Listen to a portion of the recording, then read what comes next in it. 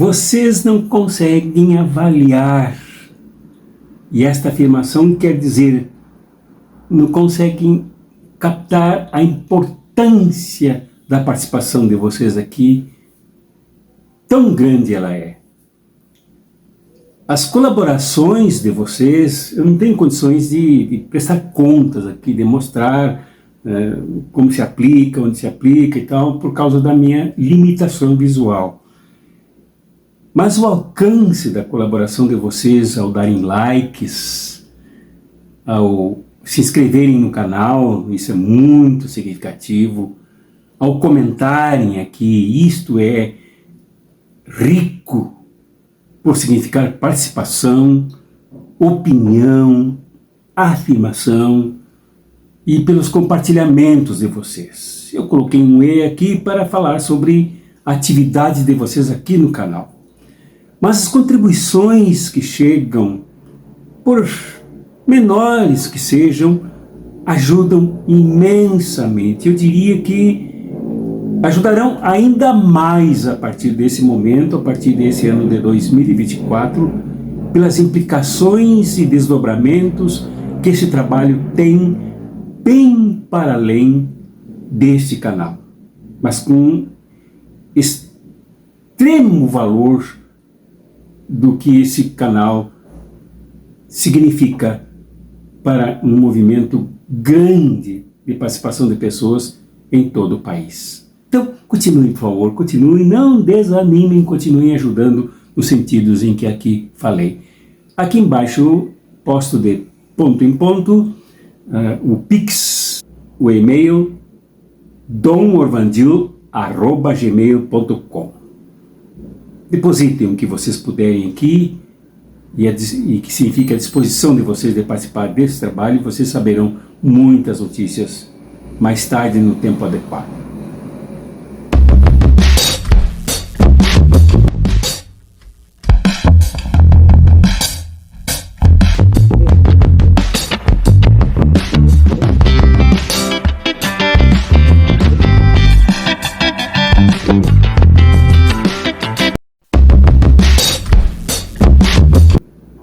Bom, vocês souberam, né? Todo mundo sabe do golpe que houve na Síria. O nome de golpe sou eu que dou, né? Mas quem chame daquilo de confronto, quem chama aquilo de derrubada do regime Bashar al-Assad, quem chame aquilo de movimentos de forças externas poderosas e tal. Permitam-me que eu defina isso como golpe. Um golpe nada surpreendente, mas que vem em preparação há mais de 20 anos. Então, me permitam trabalhar hoje aqui, nosso encontro no conversa.com em torno de algumas perguntas. A primeira, o que é que nós brasileiros e brasileiras, o que é que nós, classe trabalhadora, no Brasil, temos a ver com o golpe que houve na Síria, cujos desdobramentos ainda saberemos muito, e com o que vem acontecendo no Oriente Médio? Temos tudo a ver. Primeiro porque uma grande quantidade de brasileiros e brasileiras mora, trabalha e luta na Síria e nos outros países do Oriente Médio. E nós nos preocupamos com eles e com elas. Nós nos solidarizamos com eles e com elas. As embaixadas do Brasil, né, compõem dezenas, centenas de trabalhadores e trabalhadoras, além dos embaixadores. Isso nos preocupa, questão humanitária, nos preocupa, com o destino, com a segurança, com a situação deles e delas. Também nessa mesma linha, nos preocupa com os sírios que moram no Brasil, que saíram de lá por se perderem entre tantos bombardeios, tantas movimentações violentas dentro do país. Nós nos preocupamos com eles aqui no Brasil e os acolhemos aqui. Os sírios, as sírias que vêm para cá, nós os acolhemos com muita solidariedade, como é da natureza do nosso país, na sua fraternidade cosmopolita. E a segunda razão por que nos preocupamos com a Síria é porque o que ocorre lá é parte do todo o movimento das plaquetas teutônicas, econômicas, geopolíticas que nós vivemos hoje. O que ocorre na Síria, com resultados gravíssimos em forma de guerra, de confrontos armados e tal, é parte de um mundo que nasce, mundo multipolar. E no Oriente Médio, particularmente agora a nossa referência é a Síria, há muitas violências, abusos de poder, matanças, como forma de travar um mundo que, sem dúvida nenhuma, já nasce um mundo multipolar, principalmente tendo no centro dessa multipolaridade o BRICS, com a China, com a Rússia, com participação da República Popular Democrática da Coreia, que o imperialismo chama de Coreia do Norte, com a participação ampla de países africanos, do Brasil, da América Latina, etc. E o sangramento que há na Síria, como em todo o Oriente Médio, é das forças que não querem esse mundo multipolar, que não querem um mundo de igualdade, de negociação dos blocos econômicos que nascem fora da égide e da opressão imperialista estadunidense e europeia. Isso tem a ver conosco, isso nos atinge, e não é só por isso, é porque também nós temos a ver com o povo sírio que sofre muito, muitas mortes e sem previsão do rumo que isso tomará. A terceira pergunta: por que a mídia colonizada, a mídia familiar brasileira, ao lado de outras mídias internacionais, gostava de chamar com a boca cheia de sangue, com sangue nos olhos, o presidente Bashar al-Assad de ditador? Será que o jornalismo desta mídia brasileira, colonizada, apêndice puxadinho do imperialismo, não conheceu como funcionaram as eleições na Síria? Quando o presidente Bashar al-Assad foi eleito e reeleito, sempre obedecendo às regras eleitorais do seu país, com mais de 90%, na última 97% da preferência popular? Como é que um ditador se elege com tanto prestígio e com tanto apoio do seu país, do seu povo? Eu conversei com embaixadores da Síria, né? E sempre me impressionei muito com a generosidade, com a simplicidade, apesar de serem pessoas extremamente cultas, com doutorados, pós-doutorados, conhecimento vastíssimo. São pessoas simples, cheias de bondade, que sofrem com a situação do seu povo. Então por que chamavam o presidente Bashar al-Assad de ditador? Interessante, ditador era o presidente, para eles era o presidente Bashar al-Assad. Mas quando os Estados Unidos apoiavam o Estado Islâmico, apoiavam grupos terroristas, invasores, armados, que sequestravam pessoas, degolavam publicamente, e para isso os Estados Unidos não chama de ditadura, não chama de tirania, não chama de dominação, não chama de abuso de poder, mas ao presidente que resistiu até enquanto pôde, segurando o seu povo, e segundo depoimentos dados em reuniões por embaixadores e funcionários das embaixadas, Eu, presencialmente, até me manifestei, discursei. O presidente costumava frequentar os hospitais, ele que é médico, o presidente Bashar al-Assad, visitar os hospitais, dar atenção para as famílias, recolher os feridos, inclusive nas ruas. Parece não ter nada de ditador. Agora os Estados Unidos que largavam as bombas, os Estados Unidos que alimentam a máquina da guerra com bombas modernas, espiões por toda parte, drones espionando as vidas do povo sírio e de todos os povos, não são ditadores. Ditador é o presidente que estava lá com o seu povo, sofrendo com o seu povo, ao lado do seu povo. E eu aqui não estou tomando partido, só estou destacando isso porque eu ouvi isso de pessoas credenciadas.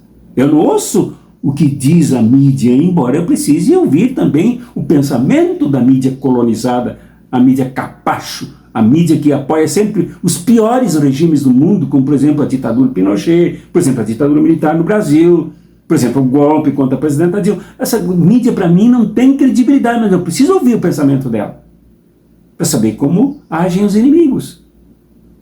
Então essa mídia não tem credencial para me orientar, para chamar um presidente dessa estirpe de ditador.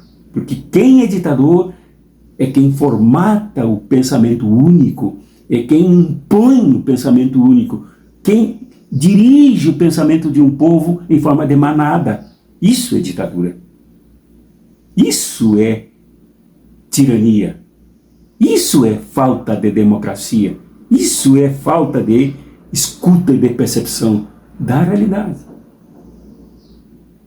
E, finalmente, a última pergunta. Para onde irá a Síria agora em termos de regime político? Isto, diante do silêncio do mundo, não é assim tão preciso responder. Mas nós temos algumas ideias. As ideias que vêm da leitura da realidade. Não ideias subjetivas, individuais, pessoais, mas daquilo que se vê, aquilo que se observa. O quê? Que os Estados Unidos, o sanguinário Benjamin Netanyahu, dirigente da aplicação do sionismo contra o povo palestino e agora também em guerra com a Síria, louvou a queda de Bashar al-Assad. Louvou o golpe que foi dado contra as forças armadas sírias. Da mesma forma, o boneco de pano nos Estados Unidos, que ainda preside aquele país até 19 de janeiro de 2025, Joe Biden, também louvou. O imperialismo se associa ao sionismo e louvou a queda do presidente Bashar al-Assad. A destruição da tradição de um povo. Então nós temos aí alguns indícios de para onde pode se dirigir esse regime, quem se move por detrás destas forças que tomaram a Síria. Que interesses entram em jogo? Já se viu no louvor do sionismo, já se viu no louvor do imperialismo, já se viu na exaltação que parte do imperialismo europeu empreendeu ao também louvar a queda do presidente Bashar al-Assad. Então nós sabemos da onde vêm os louvores, os aplausos.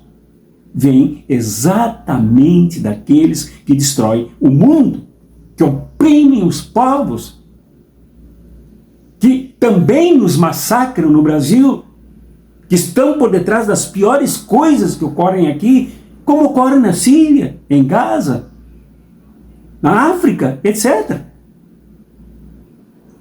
Então temos uma leitura. Quem mostra apreensão, cuidado com o destino da Síria? É uma pergunta que nós temos que aduzir, esta que eu disse que era a última. Quem mostra preocupação, mostra solidariedade, é a China, é a Rússia, é a República Popular Democrática da Coreia, que o imperialismo chama de Coreia do Norte, é o Vietnã, que fez a sua revolução, é Cuba, é a Venezuela. Então nós temos uma ideia de quem mostra preocupação com o povo sírio sem intervencionismo, sem dominação, sem colocar interesses geopolíticos dominantes e imperialistas com força que imprima destino a favor dos seus interesses dominantes. E nós, no Brasil, através da chancelaria brasileira, nos posicionamos com cautela. Diante do seguinte fato: já derrubaram o presidente Bashar al-Assad. Não adianta agora reivindicar a volta, não adianta reivindicar a permanência dele, porque ele já saiu, se exilou na Rússia. Também não adianta agora a gente bater palmas junto com o imperialismo internacional. Ah, viva! Não devemos fazer isso. Até porque, honestamente, não somos detentores de todos os elementos dessa complexidade da crise da Síria. E também porque isso pode ocorrer conosco, sim, daqui a muito tempo, infelizmente. De acordo com os interesses desses mesmos que aplaudiram a queda de Bashar al-Assad, o Brasil é uma bola da vez. Será uma bola da vez dentro de algum tempo.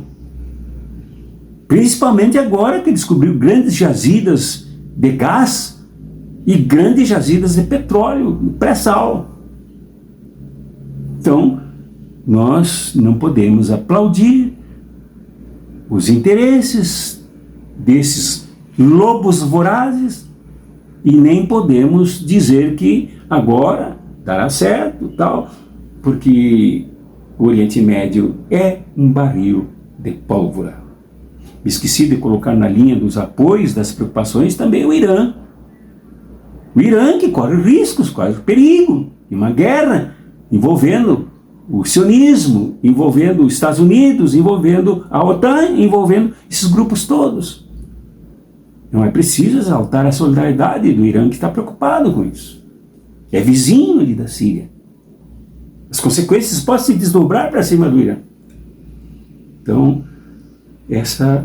essas são algumas respostas que nós temos que procurar para dar a essa situação com a qual nós temos relação profunda, até mesmo quanto às raízes culturais.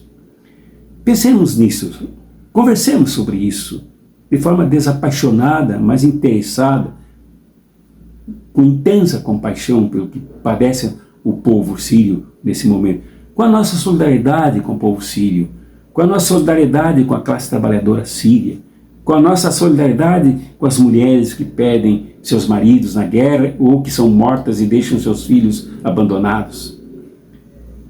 Nesta solidariedade, nós devemos embarcar para somar em favor de um destino mais justo para a Síria.